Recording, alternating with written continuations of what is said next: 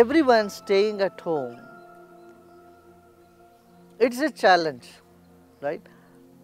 Before, the world was big, so people in the family would go around, they will do their things, and elders as seniors, you would also meet with your friends, you would go around. But now the situation, you are locked up in the house and you have to be with your children and the grandchildren, and generation gap is so much. First of all, there is a generation gap between you and your children.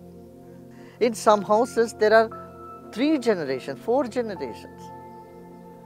And if 3, 4 generations of people have to be in a place the whole time locked up, it is challenging. Now, what is the attitude that we have to take as senior citizens? One thing is, as elders of the house, we have a tendency to control. We feel that everything should be in control because we are wise, we know, we have experienced, and when kids are going haywire, we are concerned for the welfare of our children. Their life should be comfortable. This is your intention, this is your idea, so you want to steer the family the way you want to take it.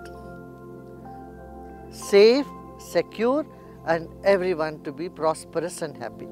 This is the only goal of all senior citizens. But in the process, what happens?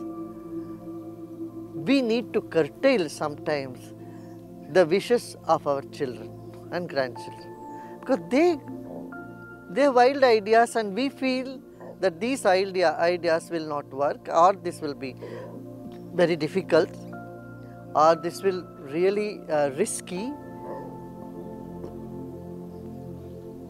As senior citizens, you don't want to take a risk. You want things to be smooth because you have seen life in its many facets, ups and downs, everything. But I want to tell you, you have to give them certain room. Though your intentions are right, you should not appear as though you are controlling. There is a saying in Sanskrit, says, "Aprapte shodashe varshe putram mitravadar-charet." 16 साल का जब बेटा हो जाता है, when a son or daughter become 16 years, behave with them like a friend. See, with children you have an authority, but with friends you have only persuasion and request. So, if senior citizens take this attitude of persuasion instead of authority, there will be so much more harmony between you and your next generation.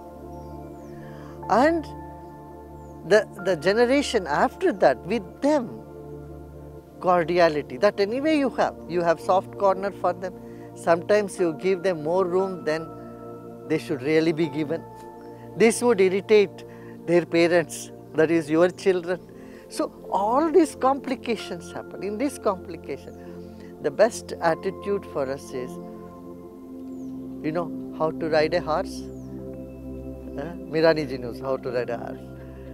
You have to pull in the reins sometime and let it loose sometime. If you keep it pulled, the horse will not move forward. And if you leave it loose, then it will go wherever it wants to. So as seniors, we need to have that knack, that skill of reining in and letting go. Give them some room to make mistakes. Don't hold it very tight, because when you hold it very tight, anyway they are not going to listen to you, and then what is happening? You get upset. As senior citizens, don't get depressed and keep a long face. You should be cheerful always. That sense of humor from you will make the whole atmosphere in the family better. Every day sit with them, tell them some experiences of yours. Tell them about your family tree. Tell them about your grandfather, something that would interest them, that would trigger the interest in them.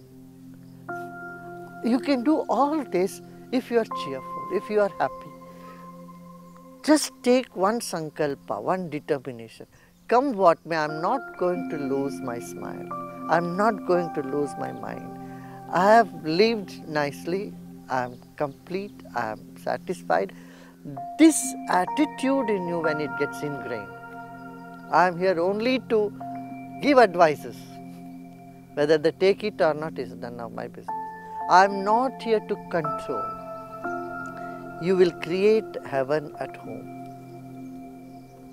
But if you want to control, if you are upset, if you are negative, very quickly it spreads to every member of the family and everyone becomes miserable. Nobody can hurt you if you don't want to. Never care for anybody's hurtful words. Don't take them in. Number one. Number two, keep a cheerful mood. You have to create for yourself.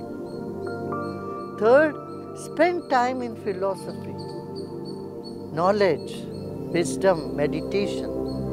If you can do simple yoga, you can do it. If you cannot do some pranayama or meditation. There are many ways, many creative ways we can think of spending our time and creating harmony and happiness in the family, right? And first and foremost, you need to keep yourself happy. I don't say you need to keep yourself busy.